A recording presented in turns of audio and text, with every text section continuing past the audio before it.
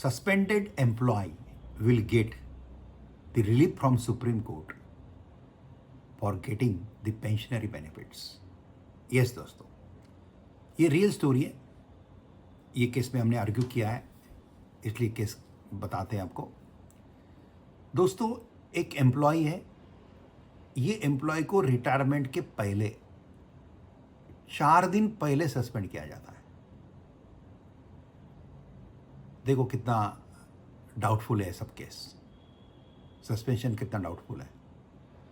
4 दिन पहले सस्पेंड किया जाता है और बाद में 2 साल तक उसको कोई पेंशनरी बेनिफिट नहीं दिया जाता और 2 साल के बाद उसके ऊपर चार्जेस लगाए जाते हैं कि आपने ये प्रॉब्लम किया, वो प्रॉब्लम किया. और वो चार्जेस 4 साल पहले के बताते हैं department. As per the central government pensionary rules, if you want to frame any charge that should be within 4 years of frame. लेकिन the charges are framed beyond 4 years. ऐसे टेक्निकल इशू हमको इसमें देखें, लेकिन high court has not given any relief. But CAT, Central Administrative Tribunal, has quashed disciplinary action on this point. Okay, beyond 4 years, so these charges will not be applicable now. So quash that disciplinary proceeding. Tribunal ने disciplinary proceeding quash करने का order दिया, लेकिन उसमें एक वापस paragraph डाल दिया. De novo disciplinary inquiry department can initiate, ऐसा डाल दिया. स्पेसिफिकली वर्डिंग मैं बताता हूं आपको उसका.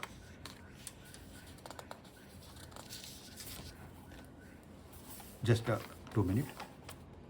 Dinova disciplinary action from the point it has initiated from the correct provision of Rule 92B of CSS Pension Rule 1972.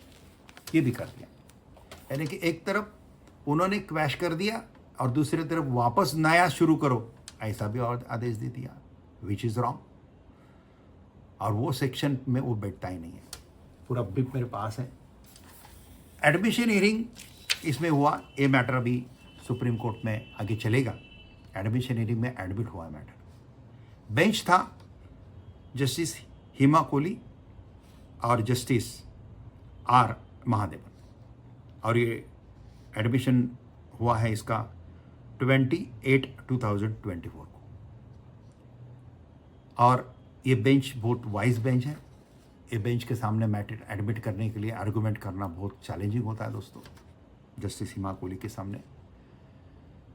और अगर पॉइंट आपके पास है तो मैटर ज़्यादा आर्ग्यू भी नहीं करना पड़ता है, और पॉइंट नहीं है तो कितना भी आर्ग्यू करो कोई फ़ायदा नहीं होता है. फिर 25-25 लाख रुपए के भी लॉयर लगाओ, कोई फ़ायदा नहीं होता है. सब कुछ हमारे कोर्ट में, सुप्रीम कोर्ट में मेरिट पे चलता है.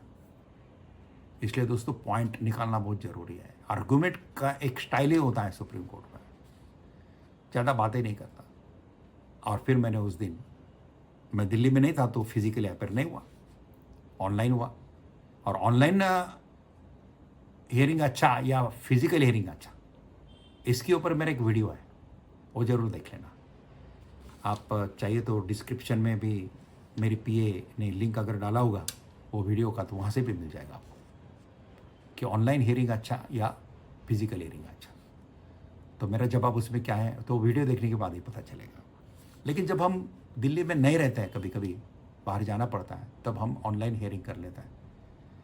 लेकिन पहले से हम एक बात करते हैं, हम फालतू की बात कभी कोर्ट के सामने नहीं करते हैं. I am not appraising myself. मैं प्राउडी या मैं खुद की तारीफ करना पसंद नहीं करता, क्योंकि भगवान श्री कृष्ण की दया से जो भी स्किल हमको 35-36 ईयर्स के प्रैक्टिस में आए हैं, ये भगवान श्री कृष्ण की कृपा है. गुरु मेरे नानी पाल के वाला, इनकी कृपा है. काफ़ी लोगों का सब, और मैंने देखा है जैसे ऐसे अच्छे बेंच के सामने आर्गूमेंट करते समय देखता है, आपको ज़्यादा आक्रामक होने की ज़रूरत नहीं है. आप खाली टू द पॉइंट बात करो. एग्रेसिव आर्गूमेंट नहीं चाहिए, कन्विंसिव आर्गूमेंट चाहिए. How to argue in Supreme Court and High Court, इसके ऊपर मेरे काफ़ी कोर्सेस हैं. ड्राफ्टिंग से लेके आर्गूमेंट तक कोर्सेस हैं। आप जयप्रकाश सोमानी कोर्सेज डालेंगे या ऐप है मेरा, उसके ऊपर जाएंगे तो आपको मिल जाएंगे। अगर लॉयर कोई है तो वो कर सकता है, और नीचे डिस्क्रिप्शन में भी आपको कोर्स का ऐप का इसका लिंक मिलेगा, आप देख लीजिए। 5 मिनट 10 मिनट क्या, मैंने खाली उस दिन ऑनलाइन खाली 3 मिनट आर्गूमेंट किया, और मैंने डायरेक्ट, मुझे मालूम है मेरे जजेस पढ़ के आते हैं, इसलिए उनको फैक्ट बताने की, फैक्ट डिस्कस करने की ज़रूरत नहीं है। और फैक्ट डिस्कस करने के लिए अगर जाते हैं तो वो बराबर आपका निगेटिव पॉइंट आपको छेड़ते हैं, और वहाँ पे आपका लिंक जो है आर्गूमेंट का वो टूट जाता है, और फिर आप थोड़ी भी कंफ्यूज हो गए ना, मैटर डिसमिस होता है। कभी कभी मेरिट रहने के बावजूद भी लॉयर कंफ्यूज हो जाता है, इसलिए मैटर डिसमिस होते हुए मैंने देखा है। इसलिए दोस्तों, आर्गुमेंट करने की मेरे तो स्टाइल है, सीधा पॉइंट पे जाओ। मैंने लॉर्डशिप को इतना बताया कि lordship kindly turn on page number 3 of impugn order, and High court has consider part and High court has not consider this part. बस जो पार्ट कंसिडर नहीं किया, वो जो कंसिडर किया वो तो बताने की जरूरत नहीं थी, जो कंसिडर नहीं किया वो मैंने हाईलाइट किया, इमीडिएट इशू नोटिस हो गया, बस। तो इतना ही। और ये मैं अभी आपको इसका इस 4 लाइन के ऑर्डर है, क्योंकि इशू नोटिस हुआ है, अभी सामने वाले का जवाब आएगा, इसको हमारा वापस रिजॉइंडर जाएगा, ऐसा चलेगा। मैं पार्टी के नाम नहीं बताऊंगा आपको, क्योंकि मैटर, कोई भी मैटर अगर सुप्रीम कोर्ट में चलता भी है या सुप्रीम कोर्ट से क्लियर भी हो गया है, तो भी पार्टी के नाम हम बताते नहीं हैं। अगर रिपोर्टेड जजमेंट है तो वो जग जाहिर हो जाता है। This versus Union of India, आपको जजेस के नाम दिखते हैं, Justice Hima Kohli and honourable Justice R Mahadevan.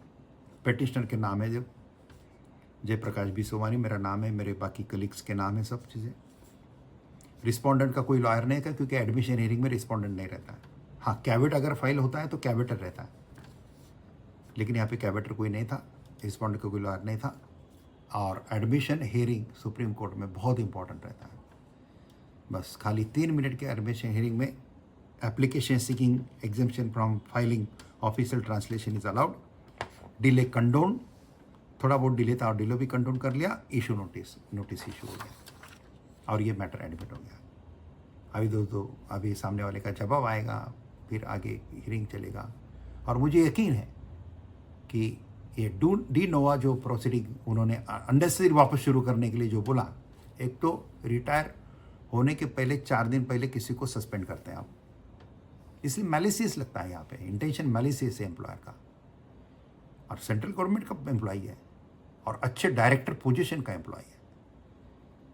लेकिन देखो कैसे परेशान करते हैं किसी लोगों को, और रिटायर होने के बाद 2 साल के बाद भी उसको पेंशनरी बेनिफिट नहीं मिल रहा है प्रॉपरली, उसके लिए वो कोशिश कर रहा है, और उसके बाद भी आप उसके ऊपर उसको बेनिफिट देने की जगह कि उसके ऊपर आप चार्जेस लगा रहे हैं, और वो चार्जेस भी रिटायर होने के पहले 2 साल के लगा रहे हैं, और रिटायर होने के बाद 2 साल के बाद लगा, तो 4 साल के गैप के बाद के चार्जेस लगा रहे हैं। इसलिए administrative tribunal has taken one part very quizzically, but they initiated this inquiry again. तो ये पार्ट हमने यहाँ से उसके लिए अभी ये किया है। और हाईकोर्ट ने कुछ भी एडमिनिस्ट्रेटिव ट्राइब्यूनल के हियरिंग में हस्तक्षेप ही नहीं किया, उन्होंने जो बोला उतना ही ऑर्डर में लिखा, या वही हमने हाईलाइट करके दिया, तो मैटर एडमिट हो गया। आगे मुझे यकीन है कि ये मैटर से जो एम्प्लॉय है उसको पेंशनरी बेनिफिट मिलेंगे, और जो भी डिस्ट्रिब्यूटरी एक्शन है उसका क्या होगा वो तो कोर्ट ही तय करेगा। बस आज के लिए इतना काफ़ी है। जय Hind, Vande Mataram, thank you very much. नमस्कार, मैं पूजा राय आपको एडवोकेट जयप्रकाश सोमानी जी का थोड़ा सा परिचय करके देती हूँ। जयप्रकाश बंसीलाल सोमानी सर्वोच्च न्यायालय में अधिवक्ता हैं। 12 जूनियर के साथ वो लॉ फर्म चलाते हैं, जिसमें 5 AOR हैं। सोमानी जी भारत के हर राज्य और केंद्र शासित प्रदेश के मैटर बखूबी हैंडल करते हैं। सुप्रीम कोर्ट केस लॉ के ऊपर उनकी 61 किताबें प्रकाशित हुई हैं।